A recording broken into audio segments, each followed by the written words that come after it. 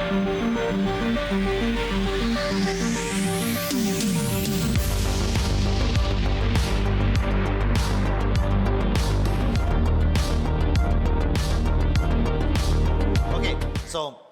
Paper Club year in review. We've gone over a year, like a year and a half, no missed weeks. We've always done Paper Club. And it's pretty interesting. You know, I don't think any of us expected it to get this far, but every week for the past year and a half, we have always done a Paper Club Wednesday at noon. We've had a bunch of authors come share their work, people from NVIDIA, Meta, Allen AI, Amazon, Together, Writer. Bunch of authors come, we get direct 1 hour sessions with them. They share their work, we get nice feedback, and you know, some of these have started to do pretty well.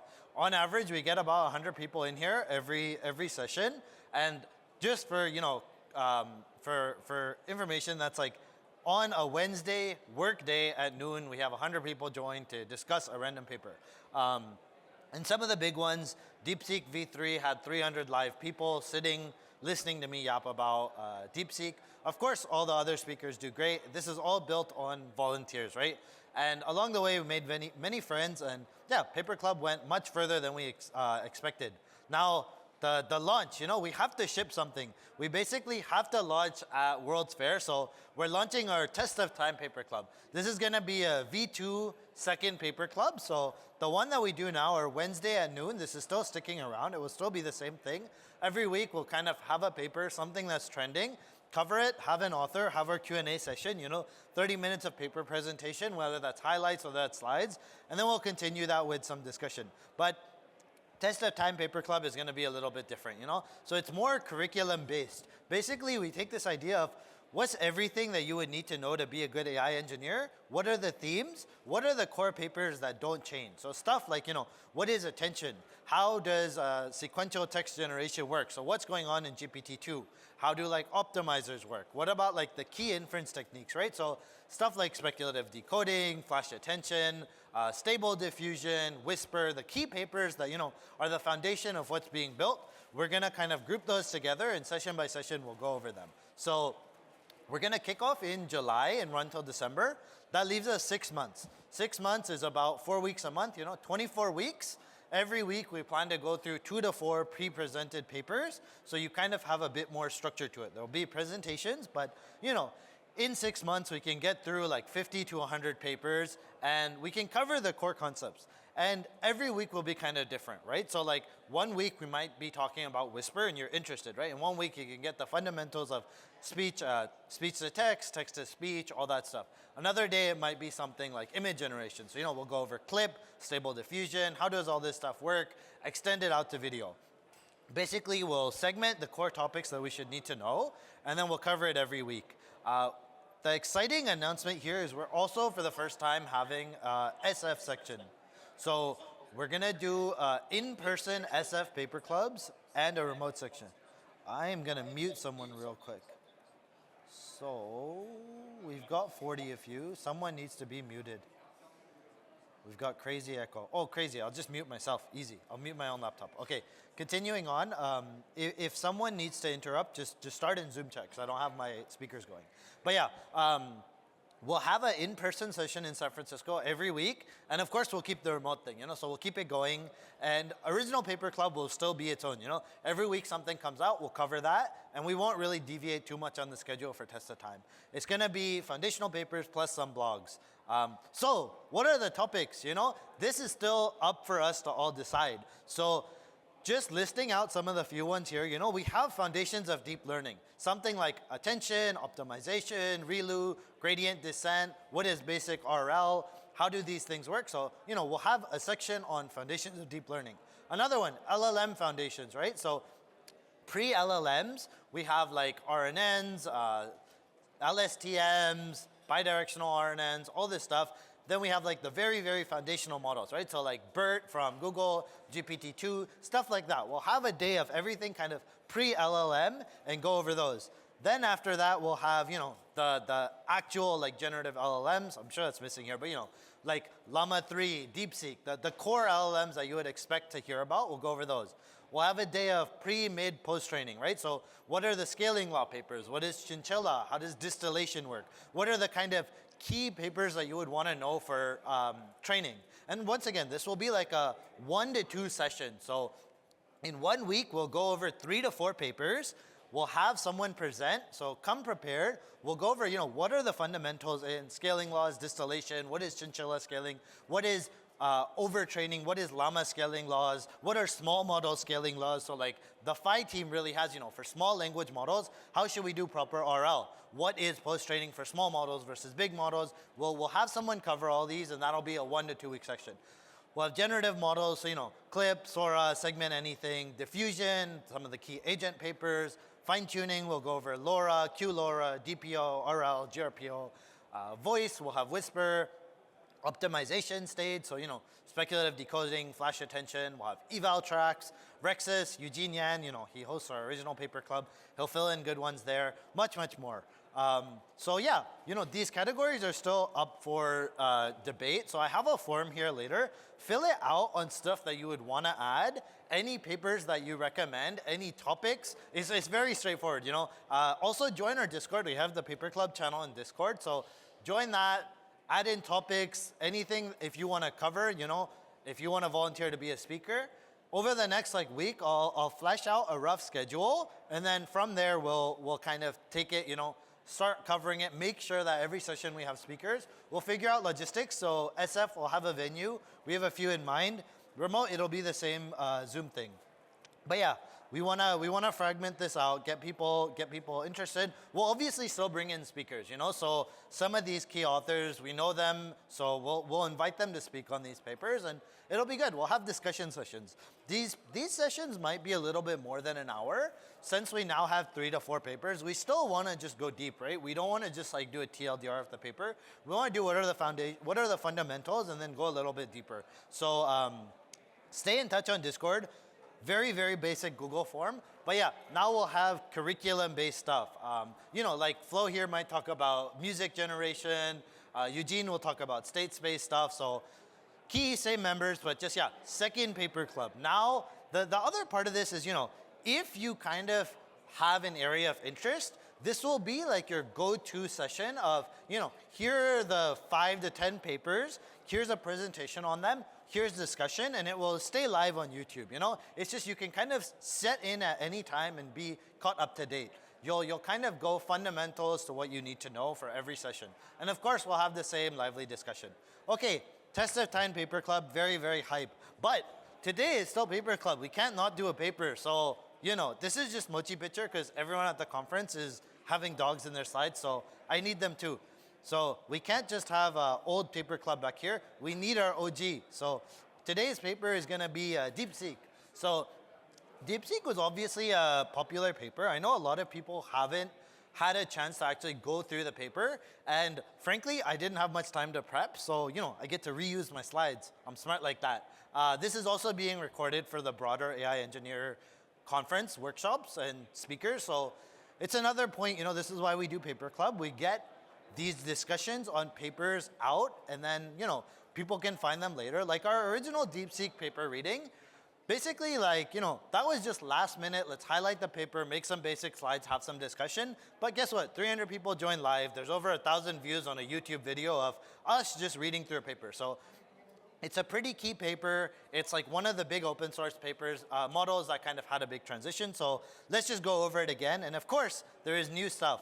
So as of this week, or last week, we have DeepSeek R1 0528. So basically the May 28th update.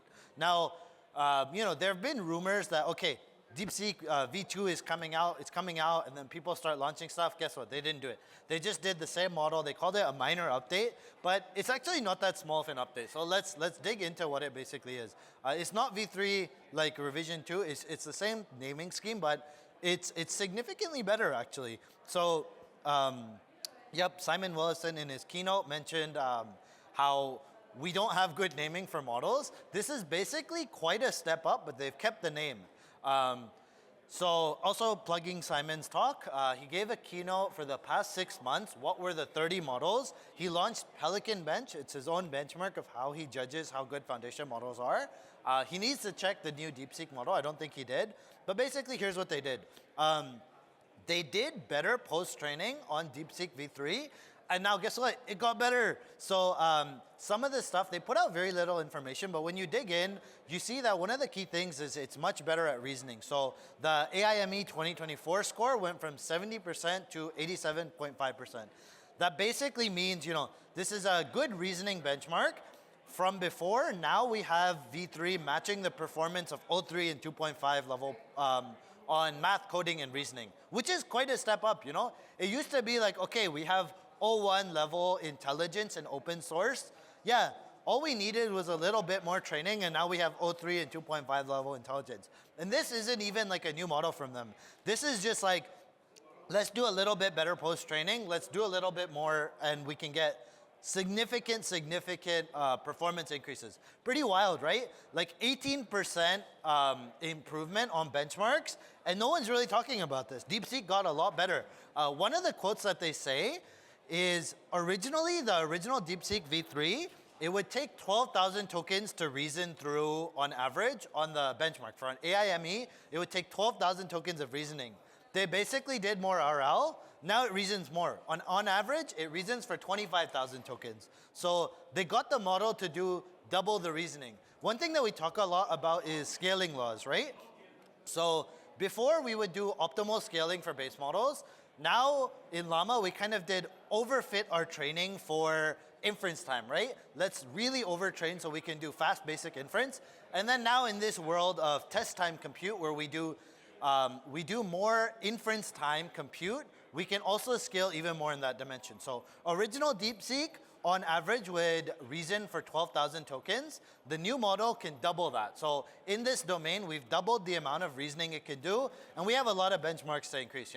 18% on AIME, and it's a lot better at coding.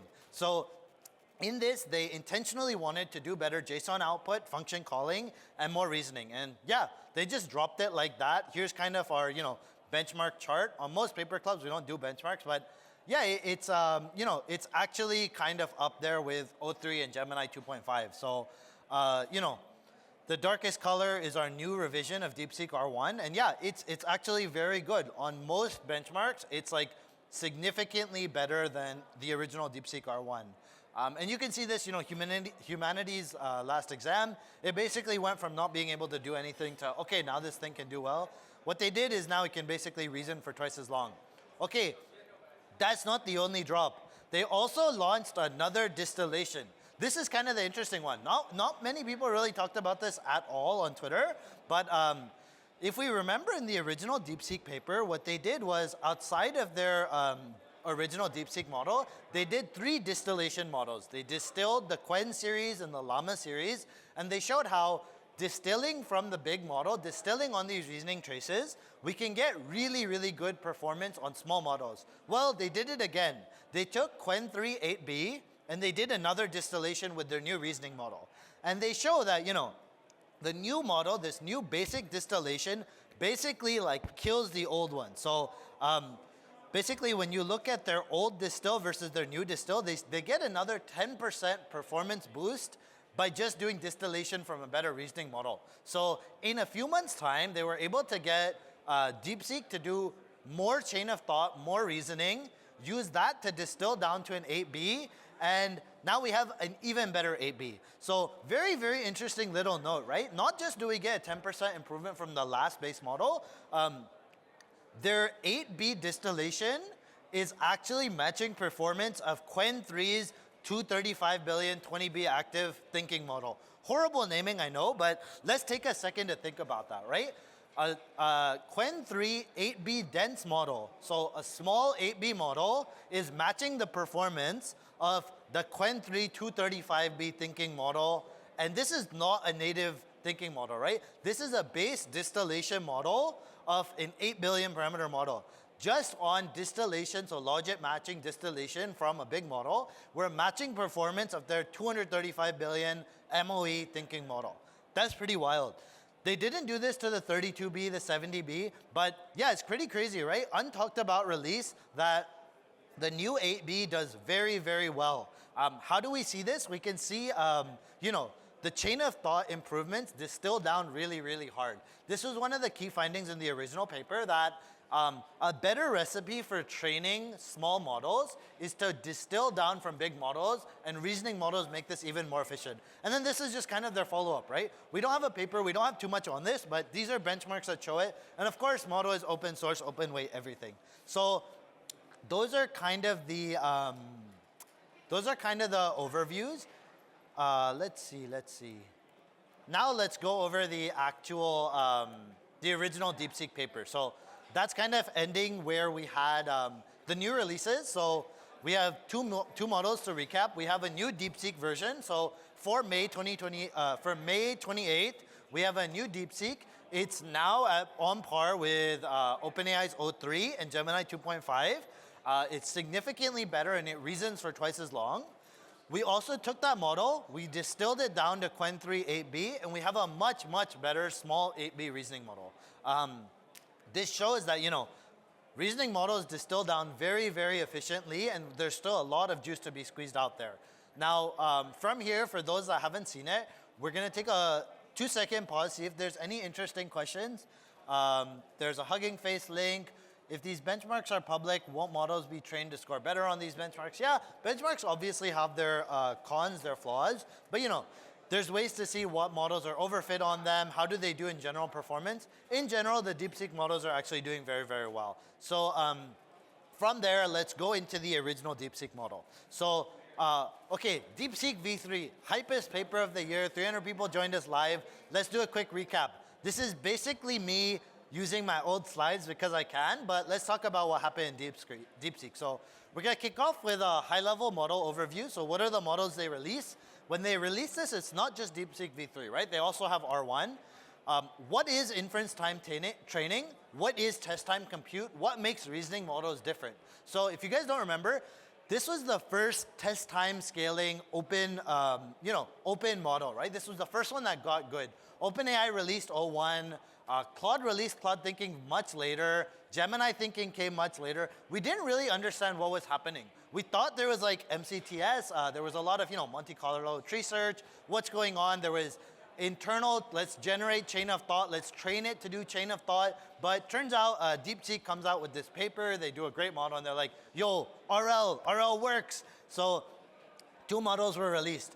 DeepSeek R1 0, basically they take a base model, they do a lot of GRPO RL, they have training templates, reward models, they have this emergence capability, reflection, aha moments. Then they do R1, which is basically a 4-stage pipeline. They have cold start, reasoning RL stage, rejection sampling and SFT, and then, of course, the little RL round 2 to get it to really, really reason. From there, we'll talk about performance and evals of how does original R1 do, how is DeepSeek, then the original distillation models, future work, reproductions, and whatnot. We'll kind of skip over the base DeepSeek evals and performance because, we already covered the new one. But okay, continuing on. So high-level overview. For those that understand, that don't really follow, we keep hearing this term of test time scaling. What is test time scaling? What are thinking models, and what does this mean? So basically, we got to a point where we started to overtrain our models. We basically hit a scaling limit on how much we can train models.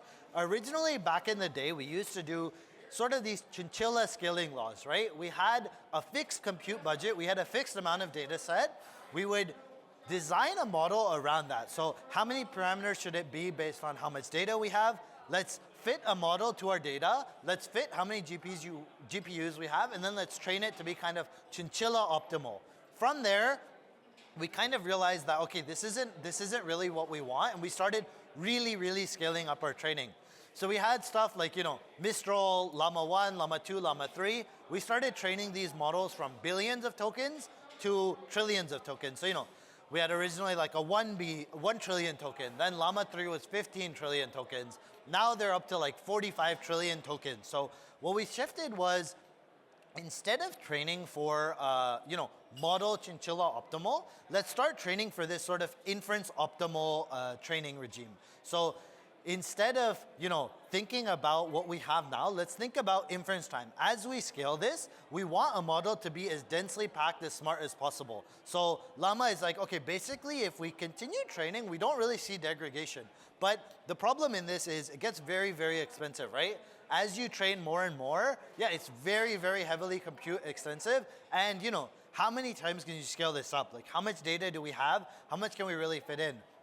If we're at 45 trillion parameters for like a 70B, can we scale that up 10x again, Are we gonna do 450 trillion parameters? What if we wanna 10x it again? We're basically hitting the compute scale for training, right? We can't continually just keep scaling up our train runs because it's no longer like cost efficient, right? We're spending millions and millions and hundreds of millions of dollars on these train runs. You can only scale so much. So a lot of hypothesis was, there's gonna be a sort of plateau and open models will start to catch up because, we're already all scaling so much. But that's where, we need to unlock another dimension, which in this case was reasoning or test time training. So this is where we basically started to do reasoning capabilities without any supervised data, right? There were approaches to try to do, let's generate a bunch of chain of thought, reasoning style data, let's do post-training on it, and yeah, our models do a little better, but this didn't scale. What we needed was, we wanted to do pure RL. Can we do pure RL to do reasoning data? So this is a quote from the paper. Basically, the DeepSeek team says, our goal is to explore the potential of LLMs to develop reasoning capabilities without any supervised data, focusing on their self-evolution through a pure RL process. So what they're gonna do is they're gonna post-train the DeepSeek V3 base with GRPO, which is basically pure RL. And then as they do this, they start to notice emergence of great reasoning, reflection, aha moments, and they start to match O1. Now, fast forward a few months, as we can see today, they can basically continue this. They do a little bit more RL. They do RL on longer traces. They can now get the model to not match O1, but match O3 and double its amount of reasoning tokens. Okay, here's kind of the 4-step approach to how they train this R1 model. They start with this sort of cold start where, they jump start with some SFT, then they do RL for reasoning, then they have this key step of rejection sampling for generation purposes. Rejection sampling is something we'll talk about later. Then once again, they do the 4th stage of basic RL polishing. Okay, that's a very high level overview of what DeepSeek did to make RL. So to recap, we needed to shift from next token predictors to scaling in another axis. To do this, we needed to scale on, instead of spending the same compute for every token generated, we want to dynamically spend more compute on different queries. So we train the models now with pure RL to reason through their questions. So instead, they're now trained to do RL with verifiable outputs on a lot of code and math data that can be verified to be, whether it compiles, whether it's factually correct, whether the math is logically correct. And then now we can basically do native RL. Doing this, we notice emergence, reflection, aha moments, and now we basically have another domain in which to scale models. Instead of scaling up a 10x order of magnitude of, instead of 45 trillion tokens, let's train on 450 trillion tokens and then, scale that up and up. We're kind of at the limit there. We start with a really good base model that's a good general next token predictor. We do RL and now we can scale in the reasoning domain. So a few months ago, they showed that, they can get O1 level performance, and then fast forward to now, we have O3 level performance with just more RL. Tangentially, this was kind of the paper to kick it all off, right? DeepSeek showed that 2 things. 1, you can do RL from base models and we can get reasoning. 2, distillation really works and it's a much better approach to small models. Following this, we've now had a lot more papers. So shout out to like the 5.4 models, right? 5.4 showed how effective RL can be. They took 5.4 mini and they made it a reasoning variant. Basically, they took about 6,000 samples, and in 6,000 samples of RL, they could take a small base model, a small base next token predictor, and do really, really good reasoning inference on it. So this was the one to kick it off, and now we have, the Quen models have done this, so there's Quen thinking models, or DeepSeek thinking models, and then there's formulas like the 5 models that show how to do this in small models. Okay, let's continue on from my high-level overview. So what did they release? They released 2 models early on. There's R10, which is a great reasoning model, only trained on unraveled chain of thought with RL, but it's not a great general model. R10 is when you only do RL on chain of thought, it doesn't really emerge to general performance. So R1 is trained as the second model. It uses outputs of R10 using this 4 stages of training. And then, now we start to do RL back on human tasks, back on chat, and we have a good RL, we have a good reasoning model. Second thing they release is their distillations, right? So they take these thinking traces and they take models in the same family and then they distill them down. So these are not natively trained with RL. They're distillations from their base models in Quen and Llama families, and then they show how this works really well. Okay, now of course, it's 2025. We don't get real papers anymore, so they don't talk about data, how many tokens, where the data comes from. But they still do share a lot about how this stuff works. Models, of course, fully open source, MIT license, no training data, no code. They have a DeepSeek API, which at the time, it was much faster than anyone. It was much cheaper than anyone. Turns out this was fake news. This API is very unreliable. It's barely ever up. But now a few months later, after this has come out, we can see stuff like from Open Router. DeepSeek actually takes a significant chunk of the pie. They take about 10% of API usage that goes through them. So this model actually sparked a lot of adoption. It reopened up the race of, okay, we're not done scaling. Models are still getting a lot better. And once again, it's been like a few months, and as of like last week, we have another update to this, and then the Quen team followed along. What was fake news? Fake news was the DeepSeek API. When it launched, it was 10x faster and 10x cheaper than other inference providers, but turns out it was super unreliable. No one can make API keys. It was almost always down. But it's okay, it exists if you still want to try it. It's a really good model. A lot of people use it. Okay, let's dig deep into these topics. Inference time scaling. So what is inference time scaling? We have O1 versus GPT-4o. Now there's O3, O4, O4 mini, all these things. But basically what these do is you increase the chain of thought reasoning process. You allow models to spend more time thinking before they respond. Now it's very common. We've used a lot of these models, right? They're starting to become even a little bit more agentic with RL. That's kind of what's progressed since we last covered this. So instead of spending hundreds of millions of dollars pre-training LLMs, that starts to get exponentially more expensive, right? Instead of changing from hundreds of millions of dollars to pre-train a llama, we don't want to spend billions on train runs, right? So we needed another access. So instead, we shifted to this paradigm of inference time scaling, where you take really hard questions, you do, inference time chain of thought, RL, and we have a new dimension on which we can scale. So previously, people tried to do process-based reward modeling. So we would do RL basically on, we would try RL, we would do beam search, we would do MCTS, we would do all these inference time, let's predict multiple tokens go down these processes. They were all hacks, but nothing was really close to O1, right? We would see Twitter demos, we would see like some fundraising that even came out of, okay, I have much better performance than Llama 3 because I go down 10 trees of thought and I'm doing all this stuff on the back end using a bunch of tokens and gluing it together.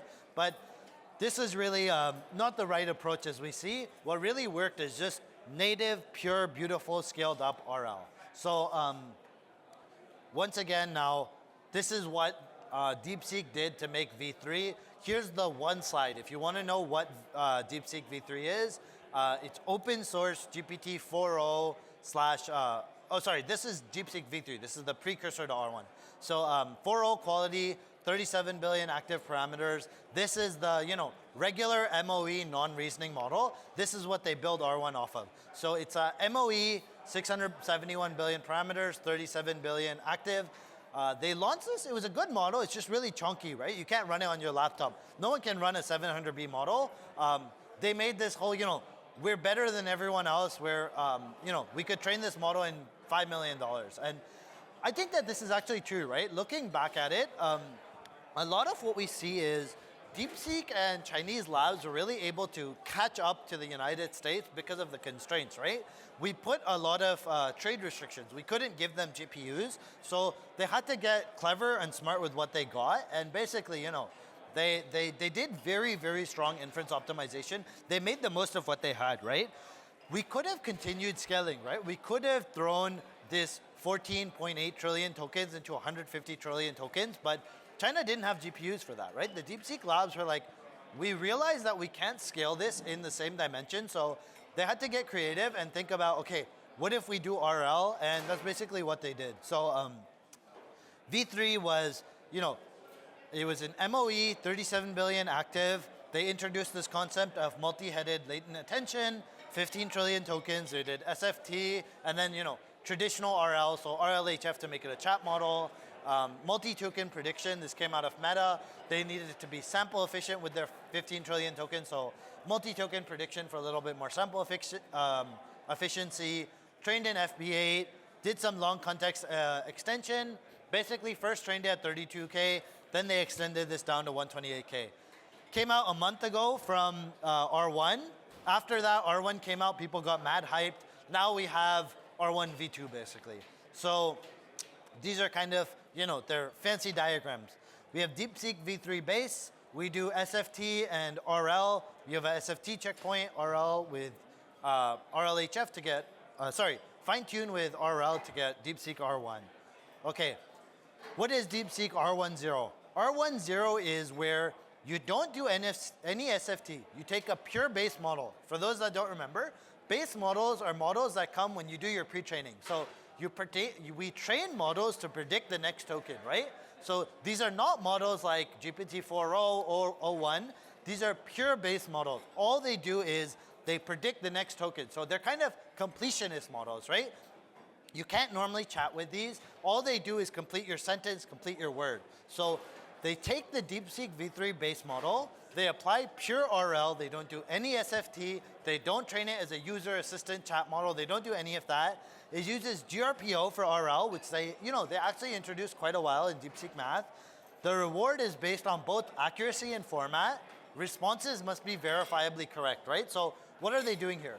They take a base non-chat model, they use GRPO style RL on math and code, and they have a verifiable output, right? So the models need to be verifiably output. They need their output to be verifiably correct, right? So for math, that's, you have a correct output to your math question, right? Is the answer correct or not correct? If it's correct, that's good. We can RL on that. For code, does your code compile? If it compiles, that's good. We can do RL on that. And you know, this is leak code style questions. So leak code style questions, we know the answer. We know if the answer is correct. Then we format the, basically, you know, in the little minute details, they format the rewards. They kind of output the thinking between think tags. So we take our base model, we do RL to do a bunch of thinking to get its chain of thought thinking process. And from there, we kind of have DeepSeek R10. It's a reasoning thinking model that's good at outputting thinking and answers, but it hasn't really been trained to be a useful assistant. It's not O1 yet. This is just a good thinking model that can unravel its thought process to generate answers. We'll probably skip this guide. This is a GRPO. This is kind of the RL-based algorithm that they use. It's, you know, comparing PPO, GRPO. This is how they do the RL. We'll kind of skip it. The key things to note, there's no critique model. You have group-based rewards that are scored. It has stability updates. There's a, you know, KL divergence. But yeah, they do GRPO. We're gonna skip it in this talk for now. So, okay, DeepSeek R10. We took a base model. We did RL. We now have a thinking model. How does it perform? Pretty good. AIME, you know, it passes O1 Mini for the time. Math, it passes Math 500. It passes O1 Mini. It's like on par with, but slightly worse than O1. And then, you know, the charts show that we're able to do this inference time scaling by doing RL on really hard questions, and it kind of works. It works pretty well. So yes, chart, number goes up. Number goes up even more. The more you train, this thing is starting to stably learn. What else do we learn? So it naturally has the ability to solve these complex tasks by extending test time compute, right? Here we know that the original R10, it ranged from hundreds to thousands of reasoning tokens. Turns out that this was a pretty key factor. In the update that they released, that DeepSeek released last week, we scaled from training on, from taking thousands of tokens to now doubling it. So now we take from 12,000 tokens on average to 24,000 tokens. And once again, we shift from getting O1 level to O3 level performance in the new DeepSeek model. So other stuff, there's this emergence of interesting behaviors as test time compute increases. So as we're able to increase our test time training, as we can reason for more and more time, we start to see this emergence of interesting behaviors. Basically, as models learn to reason for longer and longer, as you get to thousands of steps of reasoning, models are able to start to have these reflection moments. So, the more reasoning you do, models start to learn, okay, I'm actually not forced to just output my next token. I'm not forced to do 100 tokens of thinking. I'm not forced to do 1,000. I can continue down this thinking path. And we notice that, as they start to reason for longer, models start to do this sort of reflection phase. Models start to revisit, reevaluate their previous steps. They start to go down alternative passes. And this kind of arises this spontaneity emergence, right? So spontaneously, models will be like, okay, I tried this, it's not working, I don't have to answer right now, let me try this new thing, and guess what, it works. And then we also have these aha moments. So very core takeaway of the paper, this is kind of what got the DeepSeek authors to realize, okay, RL actually works. The more time that we think for, the further along the thinking traces, we start to get these models to do these aha moments. So here's a quote again from the paper. This moment is not only an aha moment for the model, but also for the researchers observing its behavior. It underscores the power and beauty of reinforcement learning. Rather than explicitly teaching the model on how to solve a problem, we simply provide it with the right incentives and it autonomously develops advanced problem-solving strategies. The aha moment serves as a powerful reminder of the potential of reinforcement learning unlocks new levels of intelligence in AI systems. So basically, instead of telling models how to reason, what traces, instead of doing SFT on chain of thought traces, if we just give it this sparse idea of, reason as much as you want, the more time it takes, we start to notice emergence of, aha, I see what it should finally be. I tried these 6 steps, and this 7th step is working. And this shows the power of RL. And this has been kind of passed down into other papers. Microsoft has put out really good scaling laws on doing RL on small models. Quen team has done really good thinking models. They have an online talk here, so please watch out the Quen reasoning talk. A speaker speaks about how they do that. But okay, back to DeepSeek. This is an example of an aha moment. So question, a basic math question. Not that basic actually. I can't answer this. If a is greater than 1, then the sum of this square root of a square root is equal to something. Well, as the model starts to think, it realizes, oh, there's a x squared, right? If I square this, I can get x squared. Then I can isolate this out, right? It's doing reasoning. It's thinking through this math problem step by step. Then it says this in its own generation. Wait. That's an aha moment I can flag here. Let's reevaluate this. Oh, okay, instead of, actually solving the square root, I can do this square both sides. And very interesting aha moments start to pop up. So yeah, that's kind of overview of what R1 was. That's kind of an overview of what R10 was. R10 is basically where we take a base model, we train it on pure RL for math and code, we do RL on thinking steps, and now we have a reasoning model. It works, but it's not great. It doesn't actually have great readability. It starts to reason in multiple languages. Whoa, it reasoned in Chinese, who would have guessed? So we want to make it, we can't just skip RLHF, right? We want to make this thing a good chat model. So next section, instead of R10, how do we make DeepSeek R1? How do we take DeepSeek R1 from being just a reasoning model to a reasoning useful assistant that's good at, actually being a chatful assistant? So key solution, giving it to you straight. Cold start. Instead of taking base model to just RL, take a base model, do some regular SFT. SFT is kind of, here's some prompt answer, here's chat assistant. Get it to, do a cold start, get it to understand you're still a useful assistant. After that, do some RL. Do this core RL on very hard code math. Get it to start to understand how to think, how to reason. Scale it out until it starts to see these aha moments, until they can do proper reasoning. From there, let's do some rejection sampling. We want to take examples that don't work, right? Stuff where it is going wrong, where it has negative behavior. We do rejection sampling on it, and then once again, we do it once again our last session of stage 4 training, which is another round of RL. So going through these, stage 1, cold start with strong SFT. Prevents the model from getting unstable. So basically you take a base model, you have a long chain of thought style data set. So, prompt answer pairs. So user, assistant, think through your process of how to solve this, give your chain of thought. We take a base model, train it on this chain of thought. Then from there, we do our cold start with strong SFT. They don't just do synthetic data. They have human annotators. We want better reasonability. We want better readability, right? So do your thinking in think tags. And then this is on the scale of a couple thousand examples. So base model, 1,000 examples, a couple thousand examples of SFT. Then our main RL stage, So same RL process as R10.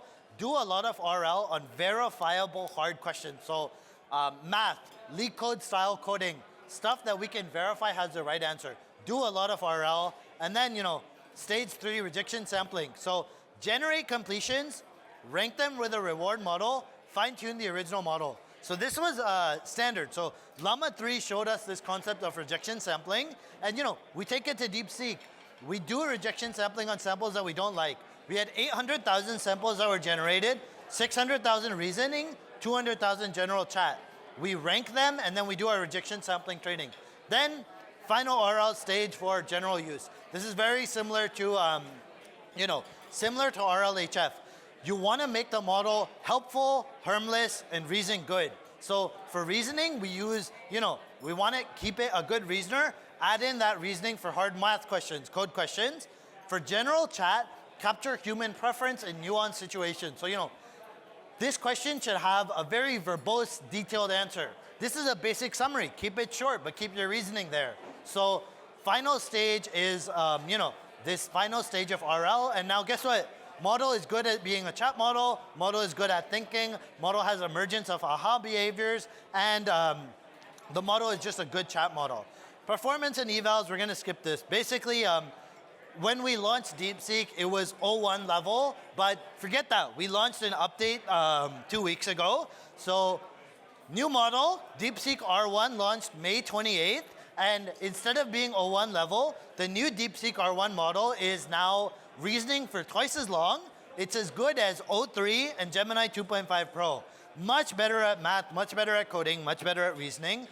It now has support for native function calling, JSON outputs, no longer hallucinates as much.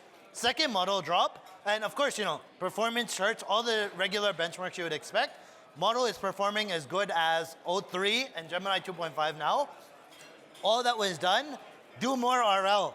AIME jumped, 17.5%, doubled the reasoning tokens. Basically, we doubled our reasoning access. We now reason for twice as long, so double the reasoning effort. And now we're 03 and Gemini 2.5 level. The other drop, we have a new distillation. We take our new model that reasons for twice as long. We distill this down to Qwen 3.8b, and we do a distillation loss on this reasoning, and we get performance matching the Qwen 235 billion reasoning model. So our dense 8B non-reasoning model that was distilled from our new DeepSeek model is as good as Qwen 3 235b, which is an MOE reasoning model, which is pretty crazy, The implications of this show that, long, detailed, good reasoning really has a deep impact. Once again, check out the Microsoft work for good distillation scaling laws on this. Okay, back to our paper. Instead of looking at our original DeepSeek, that's kind of the performance of where we're at. Distillation, let's talk about these distillation models. So what we did was distill R1 down into Llama and Qwen models. This is not RL. This is basic SFT. We have these models that reason for 25, 30,000 steps. We take these traces, do SFT style distillation. So proper distillation, match your logits, and guess what? This showed so much performance, but we know RL can do better. So, all open source, all traces are open. Someone do RL-based distillation from the big models. No one has done this as far as I know, but we're able to get such good performance, and there's still so much left to be done. But let's go over what we distilled out. So these are the family of models. This is, once again, pure SFT style distillation. Oh shit, my slides are gone. They're back. Okay, so we distilled Quen 1.5B, Quen 7B, 14B, 32B, Llama 8B, 70B. Performance killed all the models they are themselves. So you take the model itself, you look at our distillation, it worked. Number went up like crazy. Really, really good performance. All our distills are now basically on par with GPT-4o. And for our new one, our new 8B distill is much, much better. It's way better than 4o. And this is just, once again, RL on long chain of thought. Take that, do SFT style distillation. Question? What if we just did RL on the base model, right? We tried it. We tried RL on Quen 32B for 10K steps. It's actually worse than distillation. So, for small models, we don't want to just start with native RL. We saw this in our own model, right? We needed this cold start. We need to kick off something from base models. R10 to actual R1, we had to do this SFT cold start. So it actually performed significantly worse than distillation. And of course, the Quen team at the time, they had their own reasoning model, right? They had QWQ32B, and the R1 distill, so the base model distill, it did worse than what Quen did, but kind of on par, it's probably what they did. Our distillation on the chat model, on the base chat model, actually performed so much better. We were able to do so much better than the Quen reasoning model. And of course, now we've taken this a step further with our new model. Okay, future work. R1 is worse than V3 at function calling, multi-tap, multi-turn, and JSON mode. Guess what? 2 weeks ago, there's a new DeepSeek model. We now do native function calling. We have JSON mode. We fixed it. It works. R1 struggles with language mixing. We don't know how we do on the new one. It's sensitive to prompting. I think this is something that the industry needs to figure out, right? Spoiler alert for some Latent Space podcast fans, we've talked to some reasoning experts. So some of the stuff that we're seeing, researchers at OpenAI, they're saying that, if you're still doing scaffolding with reasoning models, we're failing as labs. So, we need to learn how to prompt these things better. And it's not much better at engineering tasks than V3. That's all fake. This is old news. This was our old DeepSeek. The new DeepSeek is a lot better. Open recreations, we want to promote open research, right? So there were people trying to recreate this. Hugging Face has a version of this. Bespoke Labs was doing this. I don't know how they're doing. There's quite a few people now that have done this. But yeah, that's kind of an overview. I know a lot more people have joined. We now have 100, 200 people in the audience. So I'm going to do a quick recap in our last 10 minutes. So first, we are launching a second paper club. Every week, we do our normal paper club where we take the latest paper. We have 100 people that join every week, 300 for DeepSeek. We're turning this into a test of time paper club. If you're interested, sign up. We're going to run this in SF, and we're going to do it remotely. Over the next 6 months, we're going to cover 50 to 100 papers. We're going to break up what you would need to know as an AI engineer into different buckets. So stuff like, what are foundations of deep learning? Attention, RL, optimizers, ADAM, gradient descent, foundation models that you should know about, GPT-2, BERT, RNNs, LSTMs, pre-training, post-training, mid-training, so scaling laws, chinchilla, distillation. We'll cover days of diffusion, optimization, voice, fine-tuning. We basically have a paper club where every week we're gonna split up these core concepts into a few papers. We'll have a presentation of 3 to 4 papers. Everyone is welcome to join. We're gonna have a presentation on every core concept and then open discussion. This is not a course. Courses are good. You have active workshop, you build stuff, you actually do active learning. This is still a paper club, This is, if you wanna know the foundations of what's going on under the hood, these are the key papers to know. We'll invite a lot of speakers. We'll have people present. We'll have good discussions. But yeah, Test of Time Paper Club coming in June. Scan QR code. Let us know if you want to be involved, if you want to recommend a paper, share a paper. We'll share a curriculum soon. Join the Latent Space Discord. We already have a list of top 2025 papers. It's a paper every week that you can go through. We're gonna build off of that. And once again, final recap.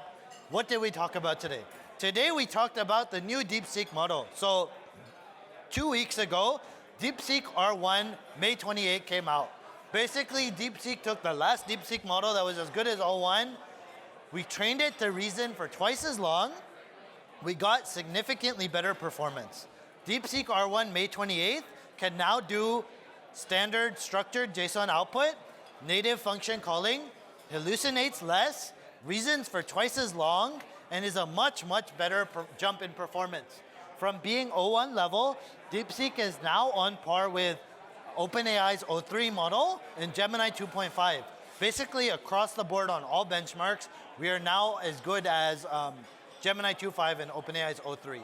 The other model that was released is DeepSeek R1 Qwen 3 8B based. So we took Qwen 3 8B, distilled it down into a reasoning model based on our longer traces, and we killed it. So it's a small 8B where we do post-training via distillation as SFT on reasoning traces, and model got really good. You take base Qwen 3 8B and you take R Qwen 3 8B, it's very good. Looking at the benchmarks here, you know, our open source on-device runnable Qwen 3 8B non-reasoning model is on par with Gemini 2.5 Flash Thinking, O3 Mini Medium, better than 5.4, significantly better than Qwen 3 8B. Our 8B reasoner is better than Qwen 32B. It's on par with Qwen's 235B reasoning model. So, you know, two major updates. New reasoning model from DeepSeek is good as O3 and Gemini 2.5. New Mini 8B model that is as good as 2.5 Thinking and O3 Mini. Of course, all open source, run on your laptop, just as good, you know? And these are not even R2. This is not DeepSeek R2. This is our mini title refresh with a new date. Yeah, so high level, that's what we talked about. You know, we see aha moments. Instead of training on next token prediction, we scale this out to inference time scaling. So we now train models to train and think for longer. We get aha moments, and that's kind of the update to our new DeepSeek models. So yeah, thanks everyone for coming. Thanks for listening. Join Paper Club.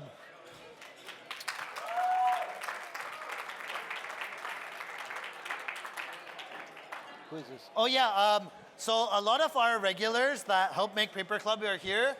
Eugene, Era, RJ, Flo is here. If anyone else is a regular in Paper Club, you know, come up. Every week we have our weekly Paper Club. These are the homies that make it possible.